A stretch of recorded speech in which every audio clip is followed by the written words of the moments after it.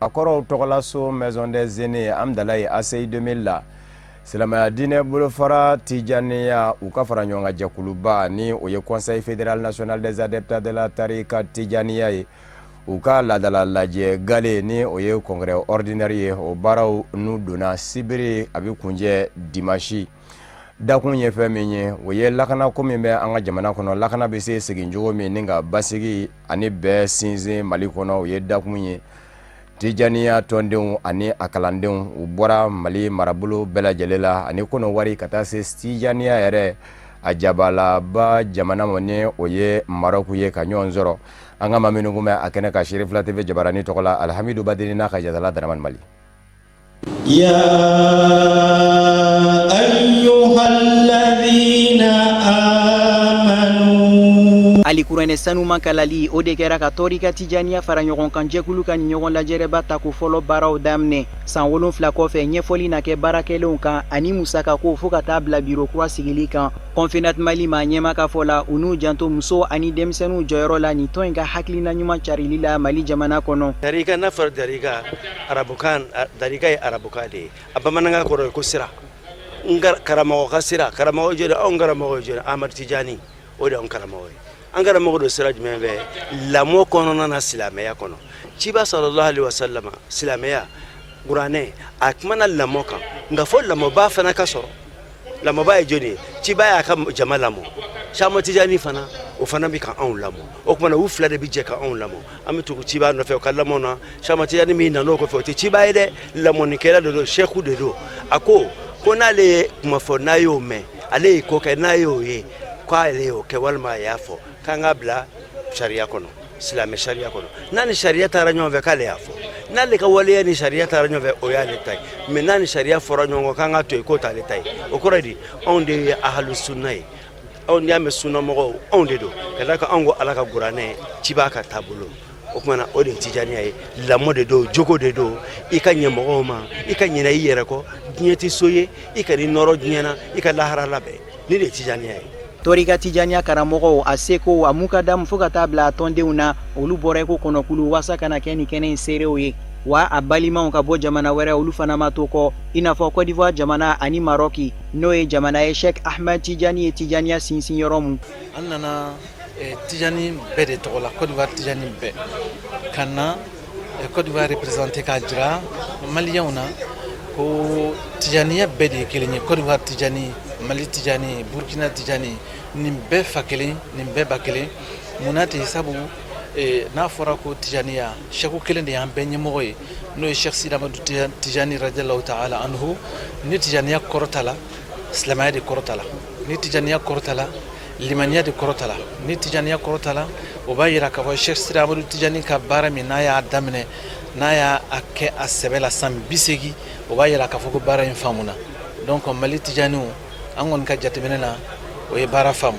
an fana bɛ sira kan an bɛ dugawu kɛ ka a baara nɔgɔya an bɛɛ lajɛlen ya rabi ala m'o kɛra. Confédération Mali ka ni ɲɔgɔn ye ba denfaya tun bɛ maa mun bolo o de ye jamana diinɛ ni batoliko minisiri ye n'ale ye ɲɛfɔli kɛ teriya la mun bɛ Mali ani Maroc jamana cɛ kabini lawale n'o nafaba dɔ ye an ka alimami caman dɛmɛli ye kalan na siraw fɛ minisiri ka dantigɛlikanw na a y'a jira ko Tijani o kan ka kɛ maa ye mun ye misali ɲuman ye n'o bɛ kɛ sabu ye ka bɛn ani kelenya nati sigida kɔnɔ. Tarika nin kɔrɔ ye kalandenya kalandenya kɔrɔ ye ka karamɔgɔ bonya karamɔgɔ fɔlɔ den na a ka du don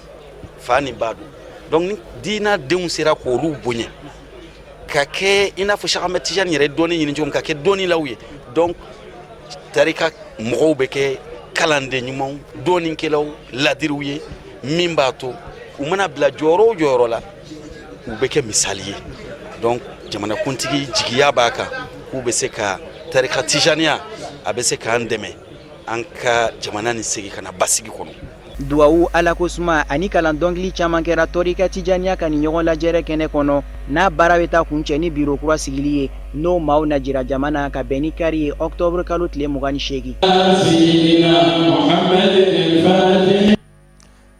Tijaniya tɔndenw ka fara ɲɔgɔn kan jɛkulu ka laadala lajɛ ta ko gale in balimaya ka se k'o sinsin diinɛ ɲɛmaw olu fana yera kɛnɛ kan i n'a fɔ silamɛya tɔnba Haut Conseil islamique ɲɛma Imam Mahmoud Diko ani Mali silama diinɛ ɲɛmaw ka fara ɲɔgɔn kan jɛkuluba groupement des leaders spirituels musulmans du Mali ma ɲɛma silamaya dɛmɛtɔ ansaru ɲɛjɔyɔrɔ a Seyida Sherif Usman Madana Haidara u ye fɛn minnu lase kɛnɛ kan an ka jɛ ka o lamɛn Alhamidu Badini ni Dramani Malen ka kuma galama na nya minɛ karamɔgɔ la o y'a minɛ nin na a ye yamaruya di yan ne bɛ se k'a fɔ ne ye ijaza tɛ kalan na an bɛ lahalaya minnu olu bɛ kɛ ni silsila tɛ tarika la ko caman fana b'u bolo la'alla o fɔbaga tɛ ne ye nka ni jama in sigira ɲɔgɔn hakilitigiw de u bɛ se ka kɛ ko in anw ka jamana in a ye ni tijaniya dɔrɔkɔra ɲɔgɔn na kosɛbɛ a mɛnna ko tɛ komi tarika minnu tɛmɛna ye a n'u dɔrɔkɔra san'o tarikaw ka na ani silamɛya dɔrɔkɔra k'a ɲini ala fɛ hali bi yarabi sigi a daminɛna hɛrɛ la yarabi ala k'a laban hɛrɛ la a dabɔra min kama n'o ye ka silamɛw kun gɛrɛ ɲɔgɔn na ka kanu dɔw ni ɲɔgɔn cɛ ka tin dɔw ni ɲɔgɔn cɛ yarabi ala k'a sabati yarabi ala k'a sabati yarabi ala k'a sabati yarabi ala k'a sabati ani cɛ weleli la weleli diyara an ye a bonyana ma Cerno ye siɲɛ 2 kɛ a bɛ taa a b'a fɔ ɲɛna i hakili to a la i hakili to a la i bɛ ɲinɛ kosɛbɛ n ko ni ala sɔnna n tɛ ɲinɛ kɛnɛ ye nka kɛnɛ de ye wa n bɛna a diyara n ye ni cɛ ni baraji ala k'a to ɲɔgɔn ye yarabi an ka jamana ala k'a basigi ala k'a sabati ala k'a hɛrɛ caya ala ka bɛn don a silamɛw bɛɛ ni ɲɔgɔn cɛ ka bɛn don jamanaden bɛɛ lajɛlen ni ɲɔgɔn cɛ tiɲɛ don anw ka jamana in ye ɲɔgɔn ko to ɲɔgɔn t'a la ni ɲɔgɔn kun o jamana de y'anw ka jamana in o de ye jamana in k'a kɛ jamana barikama ye k'a ni jamana tɔw bɔ ɲɔgɔn na ni dangar'o la hakilima bɛɛ lajɛlen ka kan ka hami o la ka dugawu kɛ yarabi ala ka jamana in basigi tijaniya sigilen bɛ an b'a mɛn an karamɔgɔ Segu kɔ la ko k'a doki k'a dilan k'a bila sira kan tijaniya ye nin de ye tijaniya tɛ dɔrɔn kɔlɔsi bɛ n bolo n bɛ layila da la o ye nkalon de ye o an b'o kuma min fɔ a bɛ dɔw tɔɔrɔ mɛ fɔ tiɲɛ de ka fɔ tijaniya anw wolola k'a sɔrɔ an ka du bɛɛ y'a ye anw wolola camancɛ de la wa an yɛrɛ b'a camancɛ de la dɔw ko k'u t'a dɔn ko Hayidara ye tijaniya ye an y'o fɔ a ye siɲɛ caman an karamɔgɔ Diko y'a fɔ sisan ne ka silisila dafalen bɛ n bolo sɛgɛbaw tɛmɛna an bɛɛ lamɔna komi an karamɔgɔ Diko y'a fɔ cogo min na Cheikh Mansour ni Cheikh Mahinde sen kɔrɔ ala b'a dɔn o kuma a ye ɲininkali kɛ Segu ne kun bɛ Sɔrɔjan de fɛ yen Sɔrɔjan dɔgɔkɛ de ye ne ye Segu mɔgɔ min kun bɛ se ka don Cheikh Mahin kan denmisɛnw na ne Hamidu Cham an mɔgɔ damadɔ dama de don an bɛ étage minɛ ka taa an sigi a kɔrɔ an ka balonsɔngɔ fɛn bɛɛ a bɛ bɔ Cheikh Mahin de bolo ala tulo b'a la alors anw lamɔna o siraw de kan an y'u ka du kɔnɔna ye an y'u ka lamɔw ye u ye mɔgɔw bila sira cogo min na an y'o ye an y'a fa fana ye Cheikh Adi o la ne nisɔnduma nin kɛnɛ in kan n bɛ Marɔku fo Bagduru ye min fɔ Marɔku ye min kɛ Mali ye fɛnba don hali n y'a fɔ siɲɛ caman politikitigiw ka politiki y'u ka sira ye gouvernement mais fo Marɔku k'a dɔn Mali population bɛɛ bi Marɔku fɛ u ye baara minnu kɛ kunu tijaniya côté u ye baara min kɛ jamana in ye kunu an b'a dɔn